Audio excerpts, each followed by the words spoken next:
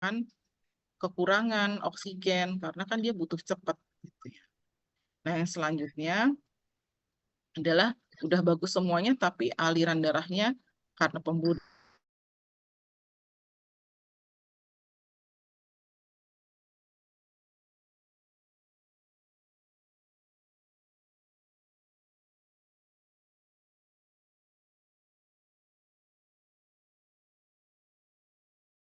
tidak memompa dengan baik ya. Oh, ada lagi satu lagi ya. Tidak kalau yang tadi kan berhubungan dengan transport ya, perpindahan oksigen sampai sel. Ini oksigen udah dari udara luar udah bisa nyampe masuk ke dalam sel. Tapi ternyata di dalam sel dia tidak bisa digunakan. Kenapa? Ada beberapa enzim yang akan dibutuhkan untuk mengubah oksigen ini menjadi bahan bakar di mitokondria itu enzimnya rusak. Ya, kenapa ini biasanya atau penggunaan oksigennya terganggu? Ini kenapa ada beberapa racun yang menyebabkan enzim-enzim tadi tidak aktif sehingga oksigennya udah ada di dalam sel, tapi selnya nggak bisa dipakai. Kenapa nggak bisa dipakai? Karena eh, enzim yang mengubah si oksigen ini untuk bisa masuk ke dalam siklus Krebs tadi terganggu ya. Itu akan kondisi apa aja nanti kita pelajari berikutnya. Terus ya, itu kalau oksigen. Sekarang gimana kalau yang eh, apa shocknya akibat kegangguan nutrisi, gangguan adanya glukosa sama ya bisa terbagi menjadi dua. Yang berkaitan dengan transportnya dan yang berkaitan dengan penggunaannya. Kalau berkaitan dengan transportnya sama. Kalau tadi kan kalau oksigen, oh udara di luar tidak cukup oksigen, contohnya di ketinggian. Gitu. Nah sekarang kalau yang gula berarti asupan nutriennya nggak kuat. Kenapa nih? Oh orangnya diet ketat, nggak makan apapun yang bisa diubah menjadi gula, ya. Jadi dia diet ketat sehingga gula darahnya anjlok, gitu ya. Nah itu akan menyebabkan sel-sel juga berteriak, aduh saya butuh glukosa lebih banyak nih, mana nih? Nggak ada. Gitu ya. Itu satu, asupannya kurang. Kedua, transportnya. Kalau tadi oksigen setelah dari paru masuk ke dalam pembuluh darah, dia berikatan dengan hemoglobin di dalam sel darah merah, jadi transportnya untuk pindah-pindah ya. Kalau glukosa ini juga butuh protein. Jadi glukosa ini habis kita makan di dalam saluran cerna diserap dalam bentuk glukosa. Nanti di dalam darah ya, dalam plasma darah glukosa ini nggak berenang sendiri. Dia ada yang gandeng. Yang gandeng adalah beberapa protein gitu ya, beberapa jenis protein. Lalu kemudian selain asupannya kurang, transportnya nggak cukup karena nggak cukup jumlah protein yang membawa menggandeng si glukosa ini sampai ke dalam sel.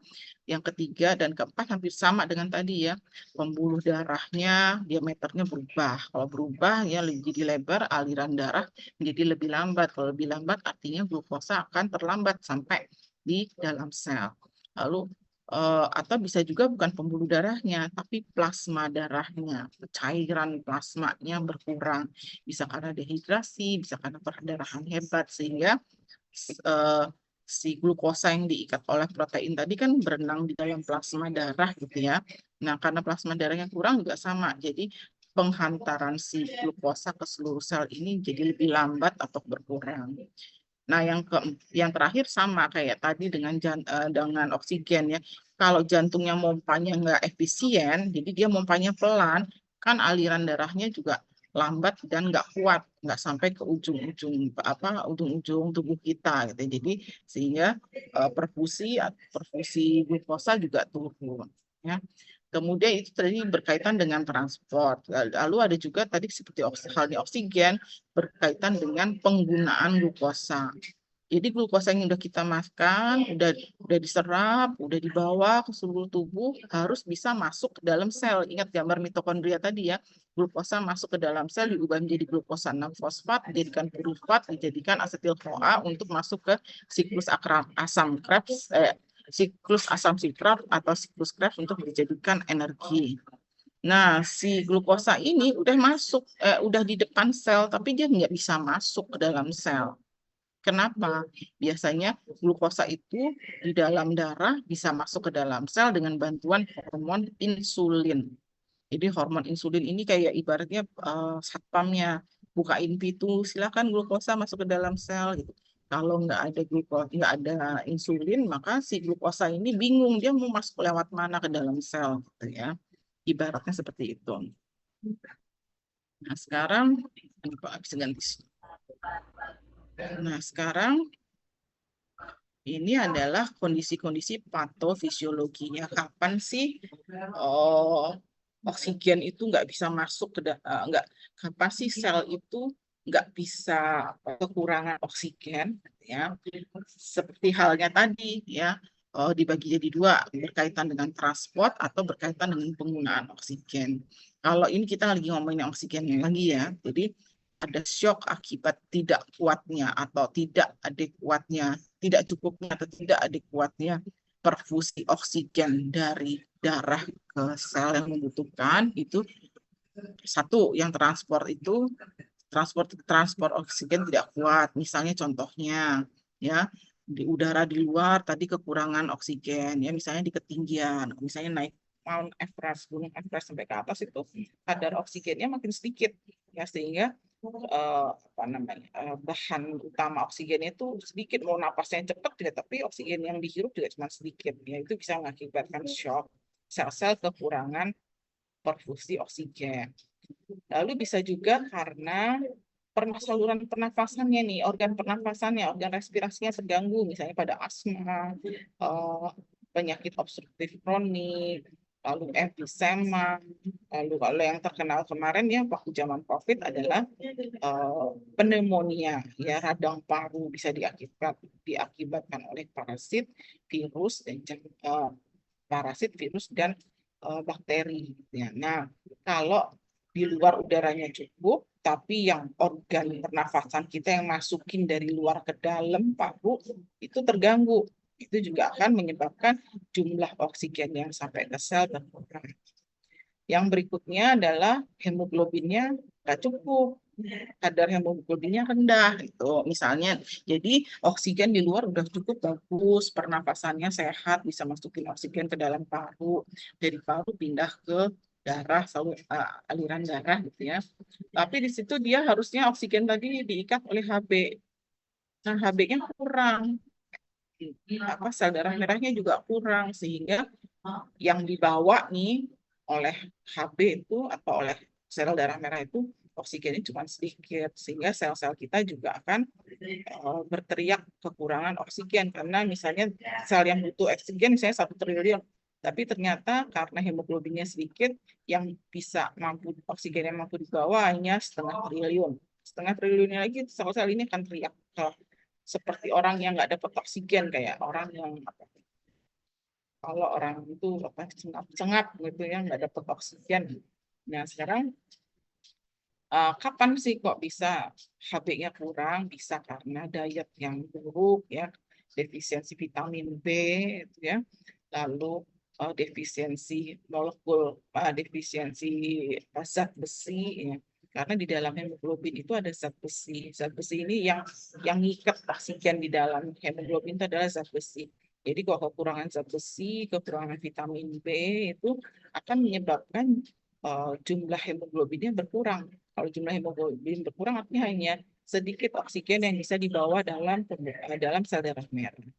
Atau sel darah merahnya juga kurang. Kenapa? Sel darah merah kurang biasanya pada perdarahan yang kronis, perdarahan yang lama gitu ya. Misalnya menstruasi nggak berhenti-berhenti ya itu. Atau misalnya kalau perdarahan yang akut ya, misalnya pada kecelakaan darah keluar banyak.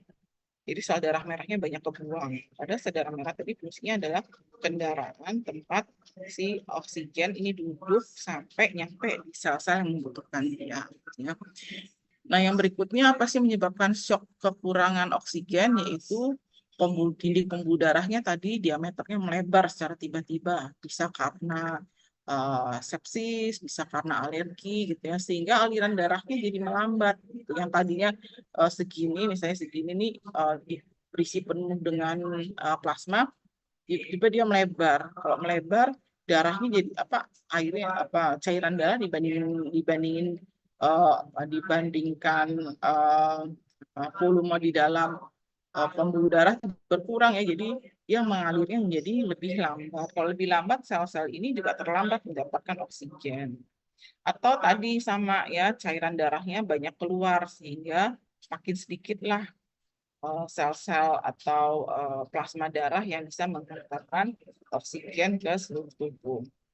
Nah, yang berikutnya yang berkaitan dengan gangguan transport oksigen adalah gagalnya fungsi jantung sebagai pompa. Biasanya misalnya pada beberapa orang dengan penyakit jantung koroner, penyakit katup jantung, itu jantungnya tidak bisa memompa dengan efisien. Sehingga sekali pompa itu bisa menyebar sampai ujung-ujung tubuh kita itu dapat oksigen semua. Lalu yang berikutnya selain transport, penyebab shock oksigen karena hipoperfusi oksigen itu juga karena penggunaan oksigennya terganggu ya. Kan kenapa? Jadi udara di luar bebas kaya akan oksigen, paru-paru bisa sistem saluran nafas kita bisa masukin sampai paru, sampai paru kemudian bisa pindah ke pembuluh darah. Dari pembuluh darah dia terdekat di dalam hemoglobin di dalam sel darah merah, lalu dipompa oleh jantung, dia terbang tenang gitu ya, ngikutin aliran darah sampai sel-sel yang membutuhkan. Tapi begitu dia sampai di sel, selnya nggak bisa pakai oksigen. Kenapa? Ada beberapa enzim yang inaktif, ya inaktif sehingga tidak bisa mengubah oksigen ini menjadi masuk ke dalam siklus asam sitrat. Ya. Nah, yang terkenal itu adalah racun, penyebabnya itu racun cyanida. Mungkin udah pernah kenal mungkin, atau zaman kalian baru lahir saya dulu ada kasus namanya kopi cyanida. Cyanida ini sampai sekarang masih menjadi kontroversi apakah benar si terpidana itu adalah pelakunya, karena nggak ada bukti-bukti yang mengarah ke sana. Tapi kematiannya, korban ini kematiannya diduga adalah keracunan cyanida. Nah, cyanida ini adalah suatu racun yang dia mencegah enzim-enzim yang tugasnya mencegah bekerjanya atau menginaktifkan enzim-enzim yang tugasnya memasukkan oksigen ke dalam siklus asam sitrat, sehingga nanti metabolismenya nggak ada oksigennya. Sudah saya bilang manusia itu metabolisnya aerobik, butuh oksigen. Tidak ada oksigen maka tidak akan terjadi metabolisme. Tidak terjadi metabolisme maka tidak akan terbentuk ATP. Tidak terbentuk ATP maka selnya mati. Ya. Tapi ini cepat, sangat cepat sekali ya, dalam jumlah sedikit, nggak ada rasanya karena saking sedikitnya ya, misalnya tercover sama makanan kalau dia dimasukkan ke dalam makanan atau minuman, tapi dia serentak terlinasi dalam tubuh kita ini bukan menolak, oksigennya nggak bisa diapa-apain, nggak ada gunanya ada oksigen. Tubuh ini nggak bisa menerima oksigen karena oksigennya harusnya diterima nanti dengan bantuan beberapa enzim. Nah, enzimnya ini inaktif. Gitu. Nah, konon kabarnya si cyanida ini adalah racun yang paling potensial. Jadi paling cepat menimbulkan kematian tanpa gejala. Gitu ya. Tapi ini bukan ide buat diri ya kan. Saya tahu sih kalian ada generasi Z yang katanya generasi strawberry, dikit-dikit drama, dikit-dikit pengen mati gitu ya. Pacar muji cewek lain atau pacar muji cowok lain, wah hidup ini kayak hidupku dengan penuh dengan penderitaan, aku lebih baik mati saja gitu kan ya. Kalau mati itu cyanida paling cepat tanpa sakit dalam jumlah sedikit, tapi ini bukan ide ya, nggak usah yang pacar selingkuh ya cari pacar baru aja, terusin aja gitu ya, as simple as that. Jadi jangan drama-drama sehingga harus ada cyanida yang berperan. Ya, jadi cyanida ini menghambat enzim ya yang menghentikan pernapasan di dalam sel atau penggunaan oksigen di dalam siklus asam sitrat atau siklus Krebs tadi, sehingga tidak terbentuk ATP maka selnya akan mati. Yang cyanida ini konon zaman dulu ya, zaman saya kecil itu kan Korea Utara dan Korea Selatan itu berperang terus ya. Nah, Korea Utara ini, orang-orang Korea Utara itu katanya tentara-tentaranya selalu mengalungi kapsul yang isinya adalah cyanida. Jadi kalau dia tertangkap oleh tentara Amerika, kan Korea Selatan kan dibantu Amerika ya, Korea Utara dibantu oleh Rusia dulu. Jadi kalau tertangkap Amerika itu, dia langsung mengonsumsi kapsul cyanida itu supaya dia cepat mati tanpa menderita dan nggak bisa diinterogasi gitu, nggak bisa diinterogasi oleh lawan. Katanya tuh saking potensialnya si cyanida ini ya. Racun cyanida itu adalah sebenarnya bahan alami ya, ada di singkong. Langsung besok nggak ada yang mau di singkong. Langsung tukang gorengan singkong sepi pembeli. Takut sama asam cyanida. Ya, tapi jangan khawatir, cyanida yang alami itu dia cepat menghilang dengan air ya, dengan pengolahan singkong atau dengan kan nggak ada ya kalian yang makan singkong mentah-mentah katanya belum ada deh ya. Ya kalau makan mentah-mentah itu hati-hati. Jadi tapi rasanya nggak ada sih singkong mentah tuh nggak enak. Jadi singkong itu biasanya paling nggak kan dicuci, terus dibuang, itu udah hilang sama cyanida. Kalau diolah, direbus, dikukus itu udah hilang. Dan asam cyanidanya itu bukan dalam level yang mematikan. Kalau kamu makan singkong mentah satu poten, wah mati mati karena asam cyanida. Ya, jadi berikutnya apa sih yang bikin shock terjadi karena gangguan nutrisi, gangguan asupan, gangguan perfusi glukosa. Kalau tadi kita ngomong gangguan perfusi oksigen, ada bagi dua juga ya, mengenai transportnya atau penggunaan glukosanya. Kalau transportnya ya pertama asupannya nggak cukup ya, jadi diet saya kayaknya besok tahun depan mau mendaftar jadi Putri Indonesia atau menjadi Miss Universe gitu, saya harus kurus, saya nggak mau makan apapun yang bisa diubah menjadi glukosa. Nah, biasanya ini akan menyebabkan gula darah turun, hipoglikemia. Hipo itu kurang, glikemia itu gula dalam darah. Jadi gula dalam darahnya turun, mungkin sampai bawah 60 miligram per desiliter. Ya. Atau misalnya ketidaksengajaan, misalnya malnutrisi ya, terlalu miskin untuk beli makanan, atau kebodohan atau kekurangan pengetahuan tentang pengetahuan nutrisi pada anak gitu ya. Jadi asupan glukosanya dalam bentuk apapun itu dia kurang. Kalau tadi oksigen contohnya di ketinggian, oksigennya sedikit, jadi sama glukosa dari luarnya nggak ada nih bahan yang mau masuk ke dalam saluran cerna. Nah, udah cukup nih glukosa dari luar, makan segala macam, tapi saluran cernanya, ususnya itu tidak bisa absorpsi atau menyerap. Kenapa? Misalnya penyakit infeksi pada saluran cerna yang menahun. Ya. Jadi sehingga di dinding saluran cernanya itu rusak, nggak bisa menyerap glukosa secara utuh. Jadi mungkin makannya 100 mg glukosa, tapi yang diserap hanya bisa diserap 50 mg glukosa. Sisanya terbuang lewat feses, gitu bisa ya. Atau glukosanya dari luar udah cukup nih, kan nutrisi yang mengandung glukosa. Lalu udah diserap lewat saluran cerna dengan baik karena dinding saluran cernanya bagus.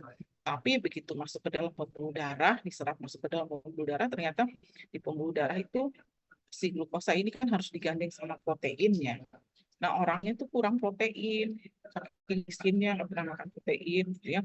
Sehingga si glukosa ini nggak ada yang gandeng. Glukosa ini harus digandeng sama protein. Gitu. Biasanya pada orang-orang yang malnutrisi, kekurangan protein, juga bisa karena kemiskinan, bisa karena kekurangan pengetahuan tentang nutrisinya kurang. Yang selanjutnya adalah asupannya cukup, makannya cukup, penyerapannya bagus, absorpsi di saluran cerna bagus, terus protein yang menggandeng glukosa ini juga jumlahnya cukup. Tapi tadi seperti halnya oksigen tadi, pembuluh darahnya itu melebar, sehingga aliran darahnya yang membawa protein yang menggandeng glukosa tadi menjadi lambat, sehingga sel lambat mendapatkan glukosa. Atau si cairan darahnya plasma tadi sedikit, misalnya pada orang dehidrasi, orang yang perdarahan hebat gitu ya, orang mengalami luka bakar yang hebat, itu dia cairan di dalam vaskularnya dan pembuluh darahnya plasmanya jumlahnya menurun, sehingga aliran darahnya akan melambat, sehingga protein yang menggandeng glukosa tadi mengalirnya lama nyampe ke sel. Kalau dia dehidrasi itu bisa muntah-muntah, berat, luka bakar, atau misalnya orang yang puasa berkepanjangan gitu ya. Nah, kemudian berikutnya adalah sama dengan yang oksigen tadi, misalnya glukosanya cukup, bisa masuk glukosa, makan cukup, absorpsi penyerapannya bagus, sampai di pembuluh darah protein yang mengganti glukosa ada, pembuluh darahnya bagus, cairan atau plasma darah cukup, jantungnya mengalami gangguan, dia nggak bisa pompa dengan bagus, sehingga alirannya juga melambat. Aliran melambat maka mengakibatkan sel-sel ini akan terlambat mendapatkan glukosa, sehingga terjadi gangguan produksi glukosa, sehingga akan terjadi shock. Nah, itu semua berkaitan dengan transport atau pindahnya glukosa dari luar sampai ke dalam sel. Ada juga semua di atas itu transportnya bagus, tapi begitu glukosa nyampe di depan sel, dia nggak bisa masuk ke dalam sel. Ingat, glukosa tadi bisa masuk ke dalam sel kalau ada hormon insulin. Ya, insulin ini ibaratnya satpam di pintu. Kalau ada glukosa datang di depan sel, dia yang bukain pintu, silakan masuk. Kalau nggak ada satpam ya, pintu ini nggak terbuka. Jadi glukosa bisa masuk ke dalam sel, butuh hormon insulin. Ada beberapa orang yang kelenjar pankreasnya gagal menghasilkan hormon insulin yang cukup. Jadi insulin cuma dikit, sehingga glukosanya banyak di darah, tapi nggak bisa masuk ke dalam sel. Jadi selnya kekurangan glukosa, padahal di dalam tubuh darah banyak glukosa. Maka orang ini biasanya terjadi pada orang dengan penyakit diabetes mellitus. Ya. Jadi orang pada diabetes mellitus itu sel-selnya dia terjadi gangguan produksi glukosa, kekurangan glukosa. Mau bikin ATP nggak bisa, sedikit yang masuk, sehingga energi yang dihasilkan juga sedikit, maka orangnya juga akan lemah gitu ya. Lalu gula darahnya kalau dicek tinggi banget. Kenapa tinggi banget? Ya karena glukosa yang harus masuk ke dalam sel nggak bisa, jadi dia hanya beredar terus di dalam pembuluh darah. Nah, sekarang shock itu ya, gangguan perfusi baik glukosa maupun oksigen itu bisa ada beberapa tipe hemoragik. Hemoragik itu tipe yang diakibatkan karena perdarahan hebat, misalnya orang-orang dengan kecelakaan, lalu terjadi robekan di arteri-arteri besar, misalnya patah tulang paha, yang parah ya, patah tulang paha lalu tergoreslah oleh patahan tulang tadi, merobek arteri femoralis, arteri besar itu, sehingga perdarahan atau orang kecelakaan terlindaslah bagian perutnya dengan bebannya, nanti hepatnya atau limpanya, liannya itu pecah. Di situ kan isinya pembuluh darah semua ya, sehingga dia akan perdarahan hebat. Kalau orang perdarahan hebat, ingat tadi ya, salah satu media untuk media glukosa dan oksigen itu bisa mengalir sampai ke seluruh sel itu lewat darah ya. Kalau darahnya banyak keluar, maka media yang menghantarkan oksigen dan glukosa ke sel juga akan berkurang sehingga terjadi shock. Berikutnya adalah gangguan shock respirasi atau shock respiratorik. Shock respirasi ini artinya shock yang diakibatkan adanya gangguan pada pernapasan. Artinya ini pasti tipe shock yang gangguan distribusi oksigen. Jadi oksigen di luar nggak bisa ke dalam tubuh kita karena ada gangguan pernapasan. Tapi yang kemarin itu yang paling hits ya, tahun 2020 itu adalah pada pandemi COVID. Si virus COVID ini merusak jaringan paru, sehingga oksigen yang masuk dalam paru nggak bisa pindah ke pembuluh darah karena jaringan parunya dirusak oleh virus COVID ini, sehingga terjadi misalnya, makanya suka diperiksa saturasi kan harusnya 98-100% ya, saturasi oksigennya cuma 60%, cuma 70%, hingga mengakibatkan kematian pada sel-sel yang pada akhirnya mengakibatkan kematian pada pasiennya. gitu ya. Lalu kemudian ada shock neurogenik. Neuro itu saraf. Jadi shock yang diakibatkan karena saraf ya. Nah, bisa juga biasanya pembuluh darah itu saya bilang tadi pembuluh darah itu ada diameternya tertentu. Diameternya bisa berukuran bisa bertahan ukurannya itu karena adanya saraf-saraf yang mempersarafi dinding pembuluh darah. Nah, ini kalau ada gangguan persarafan pada dinding pembuluh darah ini pembuluh darahnya akan melebar kayak lumpuh gitu. Dia melebar sehingga tadi aliran darahnya lambat sehingga sel kelamaan atau terlambat mendapatkan asupan oksigen maupun glukosa. Ada lagi shock psikogenik. Psikogenik itu psikis pikiran orang stres. Biasanya akan timbul nanti beberapa hormon stres keluar. Kalau hormon stres keluar ini akan menyebabkan pembuluh darah ini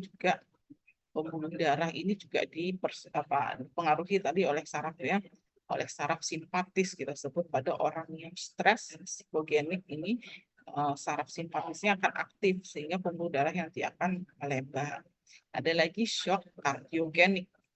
Shock kardiogenik ini kardio itu jantung, artinya shock yang diakibatkan jantungnya tidak mampu memompa dengan efisien sehingga aliran darah ke seluruh sel itu nggak adekuat, nggak cukup atau lambat sehingga glukosa sama oksigen lambat juga nyampe ke dalam sel. Ada shock septic. Septic ini kondisi infeksi yang sudah menyeluruh. Ya, infeksinya itu nggak cuma di satu bagian tubuh, tapi sudah seluruh tubuh ini mengalami si bakteri ini biasanya menghasilkan racun ya. Racunnya itu akan terkirim ke seluruh tubuh lewat aliran darah ya, sehingga nanti si racunnya ini racun dari mikroorganisme ini dari bakteri ini akan menyebabkan dinding pembuluh darahnya lumpuh. Dinding pembuluh darah lumpuh ini dia akan pembuluh darahnya akan melebar. Kalau melebar, ingat tadi balik lagi ke cerita awal, aliran darahnya melambat, jadi pasokan oksigen dan glukosa ke sel juga lambat sehingga glukosa dan sel kekurangan produksi oksigen dan glukosa akan juga pembentukan ATP-nya berkurang, lama-lama juga kalau kurang dia akan mengakibatkan sel ini juga nanti kekurangan oksigen, kekurangan glukosa akan mengalami kematian juga. Ada lagi shock anafilaktik. Nah, shock anafilaktik ini seperti shock septik. Kalau septik disebabkan oleh racun dari bakteri, dari infeksi, bakteri ini menyebabkan infeksi yang menyebar ke seluruh tubuh. Kalau shock anafilaktik ini disebabkan oleh reaksi alergi. Ya, tubuh ini punya sistem imun. Jadi kalau ada benda asing dia langsung ngelawan. Nah, kalau sistem imunnya terlalu hiperaktif, ya itu yang kita sebut alergi itu ya. Ada zat-zat yang sebenarnya nggak berbahaya, dianggap bahaya, dengan sistem imun ini akan mengenali sebagai alergen, sebagai bahan asing yang membahayakan tubuh, maka dia langsung memberi respon imun untuk melawan zat tersebut. Nah, respon imunnya berlebihan sehingga menyebabkan salah satunya tadi pembuluh darahnya melebar juga. Contohnya misalnya alergi obat-obatan, alergi makanan, ya, alergi apa aja ya. Ini obat-obatan makanan itu kan bukan asing, bukan hal-hal yang membahayakan ya, tapi oleh tubuh kita ini beberapa orang yang punya genetik untuk alergi ya dia akan menganggap itu sebagai bahaya, terus dilawan dengan imun, tapi dia melawannya dengan cara yang sangat berlebihan sehingga justru merusak tubuh kita sendiri. Ada tipe shock metabolik. Shock metabolik ini seperti juga contohnya adalah seperti diabetes tadi ya. Si glukosa ini masuk ke dalam, udah masuk dari luar sampai ke pembuluh darah, tapi begitu mau masuk ke dalam sel untuk di metabolisme menjadi ATP nggak bisa karena si glukosa ini nggak bisa masuk ke dalam sel untuk di metabolisme. Kemudian klasifikasi shock itu tadi tipe-tipenya, dan tipe-tipe yang banyak itu bisa diklasifikasikan menjadi 3 jenis shock ya. Shock kardiogenik, shock hipovolemik, dan shock distribusi. Shock kardiogenik tadi satu ya, tadi jantungnya tidak mampu memompa dengan efisien, sehingga alirannya melambat ya, sehingga sel-sel terlambat mendapatkan oksigen dan oksigen. Lalu ada shock hipovolemik. Shock hipovolemik ini volume apa? Hipo itu sedikit, volemik itu volume apa? Adalah volume cairan tubuh atau cairan darah. Ya, misalnya tadi shock hemoragik ini masuk ke shock hipovolemik ya, karena volume darahnya berkurang. Gitu ya. Ada lagi tadi shock ya, shock yang hemoragik itu adalah masuk ke shock hipovolemik. Lalu ada shock distribusi. Shock distribusi itu artinya shock yang diakibatkan karena waktu distribusinya lambat, yaitu shock spinal, itu yang shock neurogenik, shock septik, sama shock anafilaktik. Itu semua adalah shock yang mengakibatkan distribusi aliran darah atau aliran glukosa dan oksigen ke seluruh tubuh itu melambat. Itu bisa karena tadi shock neurogenik atau spinal, shock septik, dan shock anafilaktik. Nah, kalau melihat bagian ini jangan pusing dulu. Ya, sebelum pusing kita lihat ya. Kita lihat nih dari yang kotak biru kiri dan kanan. Yang kiri impaired oxygen use, yang kanan impaired glucose use. Jadi yang kiri adalah gangguan penggunaan glukosa, yang kanan adalah gangguan yang kiri ada gangguan penggunaan oksigen, yang kanan adalah gangguan penggunaan glukosa. Ya, karena terganggu penggunaannya, maka akan terjadi gangguan perfusi. Gangguan perfusi, kebutuhan oksigen, dan kebutuhan glukosa di dalam sel akan menyebabkan ya gangguan metabolisme. Ya, tidak terbentuk ATP. Kalau ATP tidak terbentuk, maka akan menyebabkan sel-sel tersebut mengalami kelemahan yang akhirnya akan mengalami kematian sel. Itu aja sih sebenarnya ya. Ini ringkasan dari yang depan tadi, yang siklusnya agak kusut tadi ya, merubah glukosa menjadi ATP. ATP, ADH, NADH itu juga adalah dalam bentuk energi selain ATP. Nah, ini kita bahas shock kardiogenik. Shock kardiogenik artinya jantung nggak bisa memompa dengan cukup kuat ya, sehingga darah itu tidak mengalir dengan tepat atau dengan kecepatan yang diharapkan sesuai dengan kebutuhan sel terhadap oksigen dan glukosa. Kapan sih terjadi shock kardiogenik? Ini nama-nama penyakitnya nggak usah dihafalkan, karena saya nggak pernah tanya. Karena kalian kan ini bukan mahasiswa kedokteran ya, tapi mahasiswa keperawatan atau kesehatan, sehingga penting nice to know bahwa ada beberapa penyakit yang menyebabkan jantung itu nggak bisa memompa dengan baik. Yang memompa itu kan tugasnya otot-otot jantung, berarti artinya kalau dia nggak memompa dengan baik pasti ada gangguan pada otot-otot jantungnya. Apa saja menyebabkan gangguan kontraksi otot jantung, yaitu AMI itu yang paling seringnya acute myocardial infarct atau kematian otot-otot jantung secara akut, atau kalau orang awam tuh serangan jantung, heart attack. Kenapa? Aliran darah ke otot-otot jantung itu terhambat, sehingga otot jantung nggak dapat oksigen, nggak dapat glukosa, sehingga kalau nggak dapat oksigen glukosa, sel-sel ototnya mati, terus nggak mau pompa, sehingga kalau dia nggak pompa, nggak cuman jantung aja nggak dapat oksigen dan glukosa, tapi seluruh tubuh ini nggak dapat oksigen dan glukosa, sehingga dia akan apabila otot-ototnya banyak yang rusak, maka jantungnya bisa berhenti memompa. Kalau berhenti memompa, akhirnya seluruh tubuh nggak dapat oksigen dan glukosa, maka akan menimbulkan kematian yang mendadak atau sudden death. Ya. Maka ini adalah beberapa penyakit berikutnya di bawah itu, nggak usah dihafalkan ya. Pokoknya bisa karena si jantung ini, gangguan pompa jantung ini bisa karena otot-ototnya berkurang kemampuan untuk kontraksinya, kemampuan untuk memompa, atau ada hambatan. Hambatannya itu waktu dia memompa, dalam jantung ini kan ada beberapa katup ya. Nah, katup-katupnya itu kaku misalnya, atau ada gangguan pada pembuluh-pembuluh yang ada di dekat jantung, misalnya otot dan lain sebagainya. Jadi pokoknya intinya kalau jantung itu tidak bisa memompa, maka akan terjadi gangguan perfusi oksigen dan glukosa di sel seluruh tubuh. Nah, ini adalah bagian dari shock kardiogenik.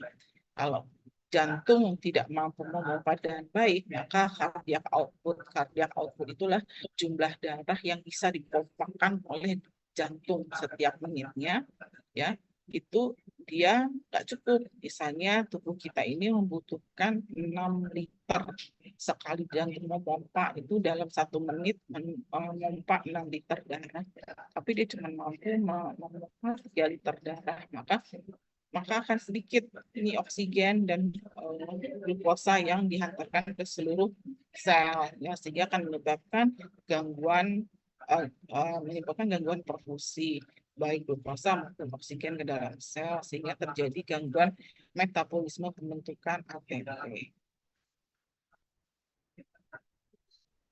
Nah, kalau shock hipovolemik, tadi ingat hipo itu kurang, volemik itu volume, volume cairan darah, volume cairan tubuh yaitu cairan darah. Dalam hal ini, ya, biasanya cairan darahnya ini hilang atau berkurang secara mendadak atau secara cepat, misalnya pada perdarahan yang akibat misalnya karena kecelakaan, gitu ya, apa ini trauma. Jadi kenapa kok tubuh kita bisa mengalami hipovolemia, berkurangnya cairan tubuh karena perdarahan hebat, ya. Perdarahan hebat misalnya karena trauma itu misalnya robeknya arteri besar, ya, itu vascular injury, ya. Atau misalnya karena perdarahan hebat, gitu. Lalu bisa juga perdarahan di saluran cerna dan lain sebagainya, atau bisa juga karena diare yang hebat, karena muntah-muntah yang hebat, sehingga cairan tubuh kita ini turun drastis jumlahnya. Nah, sekarang nih adalah penyakit-penyakitnya, ya, bisa karena diare, muntah-muntah hebat, perdarahan miscarriage itu keguguran, ya, abortus, gitu ya, meteoragi ini haid yang sangat banyak, ya. Lalu plasenta previa ini plasenta letaknya di bawah sehingga menyebabkan perdarahan, ya, dan banyak lagi. Pokoknya intinya cairan tubuh kita berkurang dengan secara bermakna, ya, bisa karena dehidrasi, ya, berurusan dengan cairan tubuh, atau bisa perdarahan berurusan dengan cairan tubuh yang intravaskuler yang di dalam darah. Nah, ini sama, ya, seperti yang pompa jantung tadi, ya. Kalau cairan darah kita itu berkurang, maka yang dipompakan jantung itu darahnya juga cuma sedikit. Karena cuma sedikit, maka ingat tadi oksigen dan glukosa yang dibawa ke seluruh tubuh juga cuma sedikit, sehingga perfusi ke sel juga turun, sehingga akan terjadi gangguan metabolisme pembentukan ATP. Nah, ini adalah shock neurogenik. Neuro tadi saraf. Jadi yang gambar di kanan itu adalah saraf tulang belakang, yaitu di leher, ya. Lalu saraf ini tadi dia pembuluh darah ini mempersaraf bisa melebar, bisa mengecil, lebar itu karena adanya saraf, ya. Nah, sekarang kalau shock neurogenik ini, misalnya nih ada orang kecelakaan, makanya kalau kamu menemukan korban kecelakaan, jangan main digotong-gotong aja kayak di sinetron itu kan diangkut kepalanya kemana-mana, ya. Adalah cedera di tulang belakang. Kenapa cedera di tulang belakang? Mulai dari leher sampai lumbar itu dia isinya saraf doang di dalam tulang itu, ya. Jadi kalau kita memindahkan korban kecelakaan di tengah jalan itu sebaiknya dialasi dengan yang keras, bukan yang badannya meletot-meletot sana sini, melengkung digotong, satu gotong kaki, satu gotong tangan, kepalanya mengslet kemana-mana, gitu, ya. Nanti orang yang sebenarnya cederanya nggak berat akan jadi berat, malah mengakibatkan kematiannya. Jadi belajarlah cara mengevakuasi korban. Ya, nomor satu biasanya bukan evakuasi, tapi secure di area. Jadi tabrakan di tengah jalan, ya jangan sampai kelindes mobil yang lewat lah, di orang-orang disuruh minggir dulu. Jadi bukan kita buru-buru mindahin pasien, itu justru hal yang harus dipikirkan dengan hati-hati. Ya. Lalu apabila ada cedera pada tulang belakang yang mengenai medula spinalis atau saraf di dalam tulang belakang ini, dia banyak nih, kita lihat berikutnya nih, saraf dari tulang belakang itu kemana-mana, ada ke jantung, ada ke pembuluh darah, ada ke lambung, ada ke saluran cerna. Nah, yang bahaya kalau dia si saraf ini mempersarafi otot jantung, sehingga jantung yang tadinya pompanya bagus dia jadi melambat, atau dia ke pembuluh darah, sehingga di pembuluh darah yang harusnya diameternya sekian jadi lebar gitu ya. Itu yang kita sebut shock neurogenik. Kalau shock neurogenik ini biasanya juga ini adalah bagiannya ya, kalau ada saraf simpatis dan parasimpatis jadi tidak seimbang bekerjanya, sehingga masif vasodilatasi. Vaso itu pembuluh darah, dilatasi itu melebar. Pembuluh darahnya menjadi melebar di banyak tempat, sehingga aliran darahnya melambat. Aliran darah melambat, perfusi oksigen dan glukosa pada sel-sel juga akan turun, ya, sehingga terjadi gangguan metabolisme pembentukan ATP. Nah, ini shock anafilaktik. Kenapa gambarnya lebah seperti ini? Biar lucu? Enggak juga ya. Jadi shock anafilaktik tadi, ingat anafilaktik itu adalah proses hipersensitivitas atau proses imun yang berlebihan terhadap zat-zat yang sebenarnya tidak berbahaya pada tubuh, dia alergen. Ya. Reaksi hipersensitivitas atau reaksi imun yang berlebihan. Nah, terhadap apa? Biasanya bisa terhadap obat-obatan, terhadap sengatan Hymenoptera, itu adalah tadi ya, lebah tadi ya. Lalu bisa terhadap jamur, bisa terhadap makanan seafood, telur, protein gitu ya. Nah, biasanya shock anafilaktik ini akan menyebabkan tadi respon imun kita atau antibodi imunoglobulin E ini ya, akan menyebabkan vasodilatasi. Pembuluh darah kita melebar. Ingat, kalau pembuluh darah yang melebar, aliran darahnya melambat, perfusi oksigen dan glukosa ke sel juga berkurang, sehingga terjadi gangguan metabolisme atau shock. Ada lagi shock septic. Ingat, septic tadi adalah kondisi tubuh ini mengalami infeksi oleh bakteri, ya. Nah, infeksi bakteri ini, bakteri itu akan menghasilkan racun yang kita sebut endotoksin. Endotoksin ini kalau menyebar ke seluruh tubuh akan mengakibatkan pembuluh darah kita vasodilatasi. Pembuluh darah kita melebar gitu ya. Nah, ini tapi melebarnya kalau tadi oleh karena saraf, ini oleh karena infeksi, oleh karena endotoksin yang dihasilkan oleh bakteri yang menyebabkan infeksi. Ya, ini sama gambarnya, ujung-ujungnya adalah kalau ada bakteremia atau bakteri yang banyak di dalam darah, ya, akan menghasilkan endotoksin. Endotoksin ini akan menyebabkan vasodilatasi, ya. Vasodilatasi ini akan menyebabkan aliran darahnya melambat, perfusinya terlambat, kebutuhan oksigen dan nutrisi di dalam sel juga terlambat nyampenya. Nah, kan kita Tuhan itu menciptakan manusia dengan segala macam kesempurnaannya.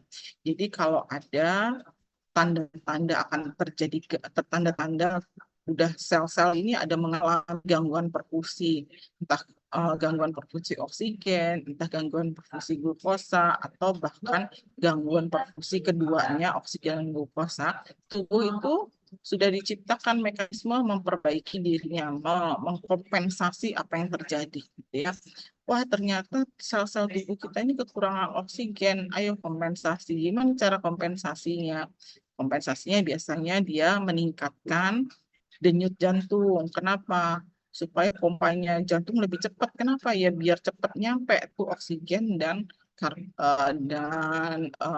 glukosa ke dalam sel yang tadi sudah memberi sinyal pada otak nih, sel-sel kekurangan oksigen nih, atau sel-sel kekurangan glukosa nih, tolonglah gitu. Oke, nanti dia akan perintah, si otak akan perintah jantung dulu.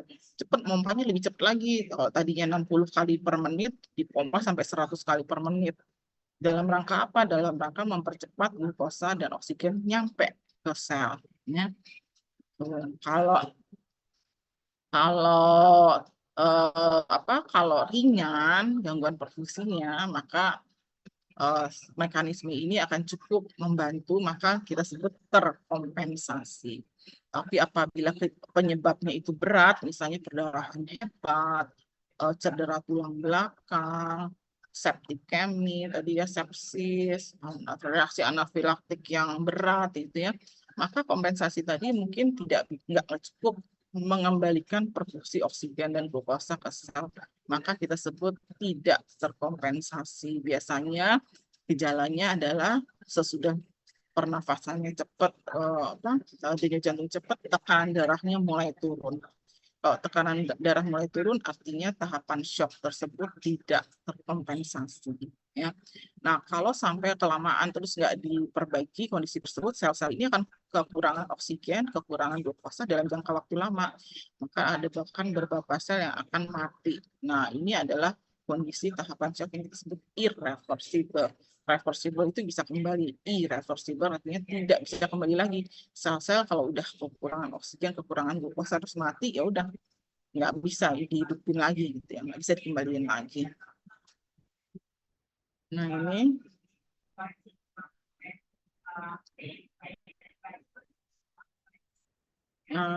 faktor apa sih yang terjadi pada shock? Pada shock itu biasanya volume oksigen itu cuma lebih sedikit dibandingkan kebutuhan oksigen untuk metabolisme. Ya, tadi metabolisme di siklus Krebs tadi butuh oksigen, tapi oksigen di dalam darah itu jumlahnya terlalu sedikit. Maka tubuh ini mengkompensasi dengan laju respirasi dan laju denyut jantungnya dinaikin. Dalam rangka apa? Pernafasan jadi lebih cepat, dalam rangka masukin oksigen lebih banyak. Laju denyut jantungnya meningkat dalam rangka apa? Dalam rangka memompa si oksigen yang masuk lewat pernafasan ini cepat nyampe ke sel. Ya. Jadi gejala-gejala awalnya biasanya pernafasan menjadi cepat, denyut jantungnya menjadi cepat, tuh tanda-tanda ada gangguan perfusi di jaringan atau di sel, gitu ya. Lalu yang berikutnya orangnya akan nampak pucat setelah kayaknya ini nafasnya lebih cepat nih, bisa 28 kali per menit, lalu denyut jantungnya 100 kali per menit, terus orangnya nampak pucat. Kenapa pucat? Kalau pucat terjadi vasokonstriksi, tapi vasokonstriksinya hanya di pembuluh darah kulit. Dalam rangka apa? Supaya nggak pembuluh darah darah ini lebih banyak mengalir ke organ-organ vital seperti otak, ginjal, jantung. Jadi dia lebih mengutamakan sel-sel organ vital tersebut mendapatkan oksigen dan glukosa dibandingkan kulit, gitu ya. Jadi bisa kulitnya nampak pucat, terus kalau dipegang agak teraba dingin. Gitu ya. Kalau berlanjut terus si shock ini, apa yang terjadi? Ya biasanya makin turun perfusi jaringan, apalagi kok perfusinya ada di organ-organ vital seperti jantung, ginjal, dan otak. Ini apalagi otak akan terjadi perubahan status mental. Orangnya udah mulai kayak bingung-bingung, ditanya nggak nyambung, lama-lama dia kayak orang ngantuk, nanti lama-lama jatuh dalam koma, bahkan bisa meninggal. Kalau gangguan perfusi di organ vital ginjal, pembentukan air urinnya juga akan turun, jadi output urinnya makin sedikit. Terus yang berikutnya jam berapa? Udah lewat belum? Berikutnya kemudian apabila terjadi kompensasi jadi kalau awal-awal tadi ya, untuk memenuhi kebutuhan perfusi yang berkurang, jantung kita berdenyut lebih cepat, atau takikardi. Takikardi itu denyut jantung lebih dari 100 kali per menit. Atau kemudian juga terjadi takipneu. Takipneu itu adalah pernafasan lebih cepat. Ya. Takipneu dalam rangka apa? Memasukkan oksigen sebanyak-banyaknya. Lalu terjadi dilatasi pupil. Dilatasi pupil itu kalau kita lihat bagian hitam mata, di tengahnya kan ada celah pupil. Celah pupil yang melebar. Celah pupil melebar itu tanda-tanda bahwa mulailah si saraf simpatis ini aktif ya. Lalu pengisian kembali kapiler menurun atau kita sebut CRT, capillary refill, CRT, capillary refill time menurun. Jadi kalau sirkulasi bagus, aliran darah bagus, sebenarnya nih kita meriksanya gampang. Di bawah nail bed nih, di bawah kuku ini kan warnanya pink. Kalau kita tekan, dia akan putih kan? Putih kenapa? Karena darah nggak bisa masuk ke situ, sehingga warnanya putih. Tapi kalau kita lepas, dalam hitungan 1-2 detik, atau kurang dari 3 detik, dia udah pink lagi. Artinya, capillary refill time, pengisian kembali kapilernya bagus, artinya sirkulasi bagus. Tapi kalau lebih dari 3 detik baru merah lagi, baru pink lagi, artinya aliran darahnya, sirkulasinya nggak bagus, lambat atau lambat. Ya. Lalu nampak tadi ya kulit pucat dan teraba dingin karena tadi aliran darah menuju kulit diperkecil sama mereka. Lebih banyak akan ke organ-organ vital yaitu jantung, otak, dan ginjal. Karena yang ketiga ini kalau sampai mati, sel-selnya kan mati juga orangnya ya, gangguan fungsi. Kalau cuma kulit mungkin nggak terlalu atau nggak vital lah, ya, nggak masuk organ vital. Nah sekarang kalau misalnya tubuh kita sudah berusaha mengkompensasi, tapi perdarahannya terus jadi, atau asupan oksigennya tipis ya di pegunungan, lalu atau orangnya nggak ada asupan makanan sama sekali, sehingga kondisi gangguan perfusi tadi itu terus berlangsung, nggak diperbaiki, tubuh nggak bisa lagi. Nah, jadi dia punya batas kemampuan untuk memperbaiki perfusi. Maka akan lama-lama akan terjadi hipotensi. Hipotensi ini tekanan darahnya turun ya. Sistolnya mungkin di bawah 90, diastolnya di bawah 60 ya. Jadi tekanan darah mungkin 50/60 ya. 60/50 gitu. Itu hipotensi. Lalu saturasi oksigen turun. Saturasi oksigen itu diukur pakai oximetri yang dijepitin di jari ya. Saturasi oksigen itu normalnya 98-100%. Nah, ini saturasi oksigen itu cuma misalnya 70, 80. Apa itu saturasi oksigen? Saturasi oksigen itu adalah jumlah oksigen yang diikat di dalam sel darah merah, diikat oleh hemoglobin di dalam sel darah merah. Kalau turun artinya hanya sedikit oksigen yang ada di dalam sel darah merah. Lalu bradikardia, bradi itu lambat, dia itu denyut jantung. Jadi bradikardia itu adalah denyut jantung kurang dari 60 kali per menit. Kalau tadi takikardia lebih dari 100 kali per menit. Kenapa yang tadinya cepat, ya kompensasi kan cepat, ayo mempat cepat supaya oksigen sama glukosa nyampe ke sel.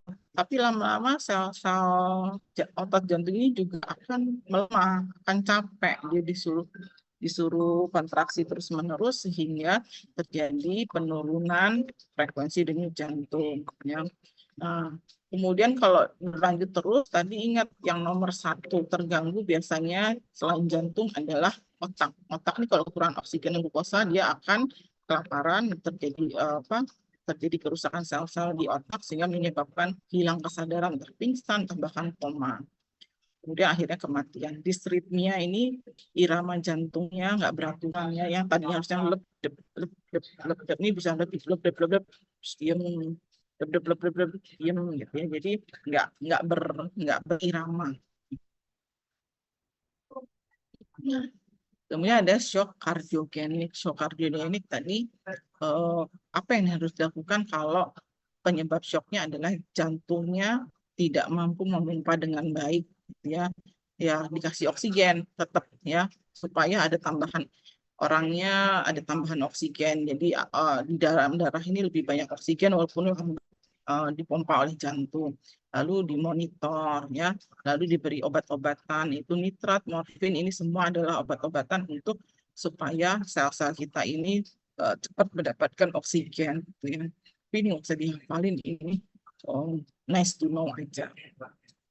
Kalau shock hipovolemik ya diatasi. Kalau dia tadi dehidrasi ya dikasih infus ya, mengganti cairan tubuh lewat infus. Lalu biasanya dikasih oksigen juga, posisinya total, dan dimonitor tanda-tanda vitalnya. Kalau dia misalnya muntah-muntah ya dikasih obat anti muntah. Kalau dia perdarahan ya dicari tempat perdarahan yang dihentikan perdarahannya.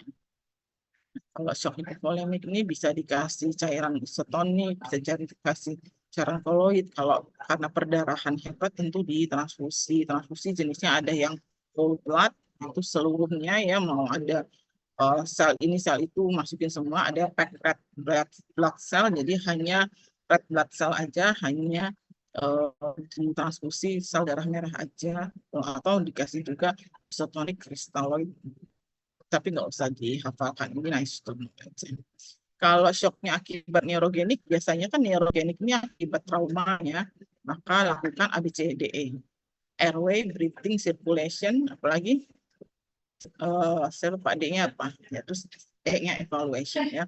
Jadi dilihat jalan nafasnya, dilihat jalan nafasnya, diperhatikan pernafasannya, dilihat sirkulasinya gitu ya. Kalau apa intinya, kalau ini yang harus dimonitor terus ya, cari penyebab neurogeniknya apa. Shock anafilaktik tadi ingat karena alergi, reaksi hipersensitivitas, berarti sama ABCDE, lalu dikasih obat-obatan anti alergi, bisa mulai dari antihistamin atau bahkan sampai steroid. Ini nggak usah dihafalin juga, ini nice to know aja. Kalau untuk tata laksana bisa dihafalkan ya, hanya nice to know aja, kan nggak apa-apa ya nambah-nambah ilmu. Kalau shock septic tadi penyebabnya adalah endotoksin dari bakteri, maka dikasih biasanya antibiotik ya, empiric antibiotik. Jadi antibiotik yang sesuai. Misalnya bakteri A cocoknya sama antibiotik A, bakteri B cocoknya sama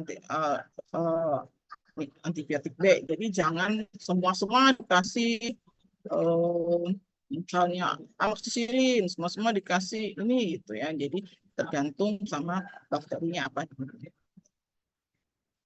Jadi untuk paham shock, pahami dulu tadi patofisiologinya ya. Ada gangguan transport, ada gangguan penggunaan. Gangguan transport itu bisa gangguan tergantung oksigen apa glukosa, gangguan input baik untuk oksigen atau input glukosa, lalu gangguan yang memindahkan dari saluran cerna ke plasma darah kalau glukosa, atau memindahkan dari alveolus paru ke plasma darah kalau oksigen, gangguan pembawanya misalnya HB untuk oksigen, misalnya protein untuk glukosa dan lain sebagainya. Jadi kita pahami dulu patofisiologi itu, maka kita nanti tinggal tahu ya, wah ini gejalanya itu, berarti saya harus ngapain.